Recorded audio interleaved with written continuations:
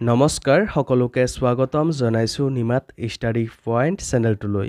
আজি আমি এই ভিডিঅ'টোৰ মাধ্যমেৰে BA first semester philosophy unit 1 বৈদিক চিন্তা শীৰ্ষক পাঠৰ সকলোবোৰ মষ্ট ইম্পৰ্টেণ্ট ৰচনাধৰ্মী প্ৰশ্ন উত্তৰ আলোচনা কৰিম। আজিৰ এই ভিডিঅ'টোত আমি যিবোৰ প্ৰশ্ন উত্তৰ আলোচনা কৰিম এইবোৰ প্ৰশ্ন উত্তৰ তোমালোকৰ এক্সামত প্ৰায় আহি থাকে। চ' ভিডিঅ'টো প্লিজ শেষলৈকে চাবা। যদি তুমি এতিয়ালৈকে এই চেনেলটো ছাবস্ক্ৰাইব কৰা নাই তেন্তে প্লিজ চেনেলটো ছাবস্ক্ৰাইব কৰি দিবা আৰু এইটো ভিডিঅ' তোমালোকৰ বন্ধু বান্ধৱী অথবা ফিল'চফিৰ হোৱাটছআপ গ্ৰুপত শ্বেয়াৰ কৰি দিবা। মৰমৰ ছাত্ৰ ছাত্ৰীসকল, এইটো ভিডিঅ'ৰ ডেছক্ৰিপশ্যনত BA ফাৰ্ষ্ট ছেমিষ্টাৰ ফিল'চফিৰ সকলো ইউনিটৰ ভিডিঅ'ৰ প্লেলিষ্টৰ লিংক দিয়া আছে। তাত ক্লিক কৰি তোমালোকে সকলো ইউনিটৰ ভিডিঅ'বোৰ চাই ল'বা। চ' ব'লা তেন্তে বেছি পলম নকৰি আজিৰ ভিডিঅ'টো আমি আৰম্ভ কৰোঁ। ৰচনাধৰ্মী প্ৰশ্ন উত্তৰ। 1 নম্বৰ প্ৰশ্ন, বেদ কি? বেদ সম্পৰ্কে বহলাই লিখা। উত্তৰ, আৰ্যসকলৰ প্ৰাচীনতম সাহিত্যকৃতিৰ পৰিচায়ক হৈছে বেদ। বেদৰ জৰিয়তে বৈদিক কাৰ্যৰ সংস্কৃতিৰ পৰিচয় লাভ কৰা হয়। বেদ শব্দটো বিদ ধাতুৰ পৰা আহিছে। বিদ যোগ অচ মানে বেদ, অৰ্থাৎ জ্ঞান, পৰম জ্ঞান। পঞ্চ জ্ঞান ইন্দ্ৰিয়ৰ জৰিয়তে আমি কেৱল পাৰ্থিৱ জগতৰ জ্ঞান লাভ কৰোঁ, কিন্তু অইন্দ্ৰিয় জ্ঞান অকল বেদৰ দ্বাৰা লাভ কৰা যায়। প্ৰত্যক্ষ বা অনুমানৰ দ্বাৰা যি জ্ঞান লাভৰ উপায় নাই, সেই অতীন্দ্ৰিয় জ্ঞান বেদৰ পৰা লাভ কৰা হয়। বেদৰ সাহাৰ্য অলৌকিক পৰামাৰ্থিক তত্ত্ব উপলব্ধ হয়। বেদ হৈছে ধৰ্মতত্ত্ব আৰু ব্ৰহ্মতত্ত্বৰ প্ৰতিপাদক আপৌৰুষীয় শ্ৰুতিবচন। বৈদিক আচাৰ্যসকলৰ মতে ধৰ্ম আৰু ব্ৰহ্মা বেদৰ দ্বাৰা কেৱল জানিব পৰা যায়। মনুৱে বেদক বেদ অখিল ধৰ্মমূলক বুলি উল্লেখ কৰিছে, অৰ্থাৎ বেদ হৈছে সকলো ধৰ্মৰ মূল।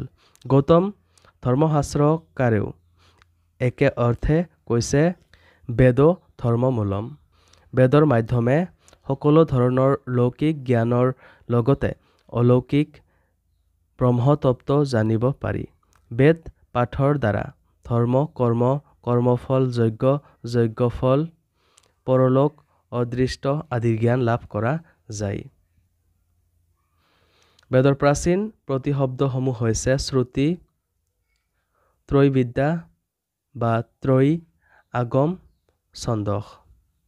অনাদি কালৰ পৰা বেদৰ মন্ত্ৰসমূহ শিষ্যই গুৰুৰ পৰা শুনি স্মৃতিত সংৰক্ষণ কৰি আহিছিল। সেয়ে বেদক শ্ৰুতি বুলি জনা যায়।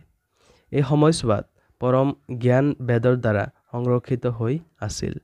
শ্ৰী শ্ৰী শংকৰাচাৰ্য আৰু ঋষি বদৰায়ণ শ্ৰুতিৰ সংজ্ঞা ব্যৱহাৰ কৰিছিল। পাণিনি তেওঁৰ ব্যাকৰণ সূত্ৰত ছন্দ বা ছন্দস প্ৰতিশব্দ ব্যৱহাৰ কৰিছে। বৈদিক সংস্কৃতিত বেদক ছন্দসৰ দ্বাৰা আৰু লৌকিক সংস্কৃতিক ভাষাৰ দ্বাৰা বৰ্ণনা কৰা হৈছে। বেদক ত্ৰৈবিদ্যা বোলা হয়। ঋগ্বেদ, সামবেদ আৰু যজুৰ্বেদক একেলগে ত্ৰয়ী বুলি জনা যায়। কৌটিল্যও তেওঁৰ অৰ্থশাস্ত্ৰত এই তিনিটি বেদক ত্ৰয়ী বুলি উল্লেখ কৰিছে। অথৰ্ব বেদৰ স্থান ত্ৰয়ীৰ ভিতৰত বিতৰ্কিত।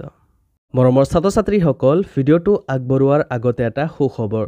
তোমালোকৰ বাবে আমি অতি কম মূল্যত মাত্ৰ 49 টকাত BA first semester philosophy complete question answer guide প্ৰস্তুত কৰিছোঁ, য'ত প্ৰতিটো ইউনিটৰ A to Z প্ৰশ্ন উত্তৰসমূহ বিশদভাৱে আলোচনা কৰা হৈছে।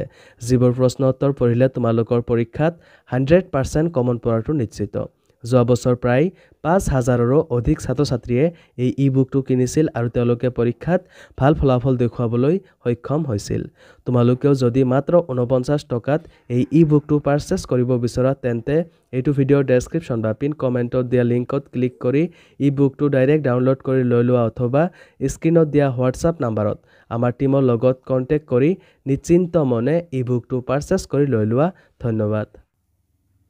হিন্দুসকলে বেদক অপৌৰুষেয় বুলি স্বীকাৰ কৰিছে, অৰ্থাৎ বেদ মানুহৰ ৰচনা নহয়। শতপদ ব্ৰাহ্মণত উল্লেখ আছে যে জগতৰ আদিকৰ্তা হিৰণ্যগৰ্ভ ব্ৰহ্মাই যজ্ঞৰ দ্বাৰা সৃষ্টি ৰক্ষা কৰাৰ বাবে অগ্নিৰ পৰা ঋক, বায়ুৰ পৰা যজু আৰু সূৰ্যৰ পৰা সামবেদ প্ৰকাশ কৰিছিল। এই কাৰণেই ঋগ্বেদৰ অধিষ্ঠাত্ৰী দেৱতা সূৰ্য। বেদ কোনো পুৰুষৰ চিন্তাৰ ফল নহয়। বেদ হৈছে অনাদি আৰু অনন্ত বৈদিক ঋষিসকলৰ অন্তৰ্দৃষ্টি যি পৰম সত্যৰ প্ৰকাশ বেদৰ দ্বাৰা ঘটাইছে। বেদক 4 ভাগত বিভক্ত কৰা হৈছে ঋগ্বেদ, সামবেদ, যজুৰ্বেদ আৰু অথৰ্ববেদ। এই 4খন বেদৰ ভিতৰত ঋগ্বেদ প্ৰাচীনতম। ব্ৰহ্ম বিভাজনৰ কাৰণে ব্যাসদেৱক বেদব্যাস বুলি জনা যায়। বেদৰ 4টা অংশ হৈছে মন্ত্ৰ সংহিতা, ব্ৰাহ্মণ, আৰণ্যক আৰু উপনিষদ।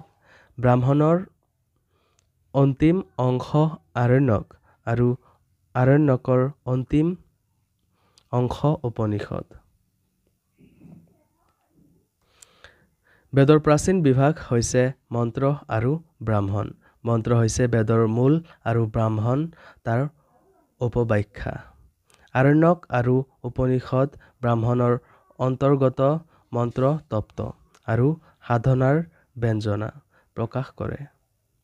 মন্ত্ৰ বুলিলে ঋক, সাম, যজু আৰু অথৰ্ব বেদৰ সংহিতা অংশ বুজায়, অৰ্থাৎ মন্ত্ৰৰ অন্য নাম সংহিতা। বেদৰ মন্ত্ৰৰ লগত কাৰ্য কৰ্মৰ ঘনিষ্ঠ সংযোগ আছে। এই দিশ ব্ৰাহ্মণত সুস্পষ্টভাৱে প্ৰকাশ কৰা হৈছে। ব্ৰাহ্মণ গ্ৰন্থৰ প্ৰতিপাদ্য হৈছে যাগযজ্ঞ আৰু কৰ্মকাণ্ড। আৰণ্যক আৰু উপনিষদত আধ্যাত্মিক বিদ্যা, আত্মতত্ত্ব, ব্ৰহ্মতত্ত্ব, সৃষ্টি ৰহস্য আদি আলোচিত। ব্ৰহ্ম সম্বন্ধীয় জ্ঞান অৰ্থাৎ আৰণ্যকত আৰু যি বিদ্যা জীৱনৰ অবিদ্যা বিনাশ কৰি জীৱক পৰম ব্ৰহ্মৰ কাষলৈ লৈ যায় সেই বিদ্যাই উপনিষদ। উপনিষদত ব্ৰহ্মবিদ্যা, আত্মতত্ত্ব, সৃষ্টি ৰহস্য, পৰলোক তত্ত্ব, কাৰ্য কাৰণবাদ, ব্ৰহ্ম জীৱৰ ঐক্য আদি গভীৰ তত্ত্ব আলোচনা কৰা হৈছে, যাৰ দ্বাৰা উপনিষদৰ গুৰুত্ব বুজা যায়।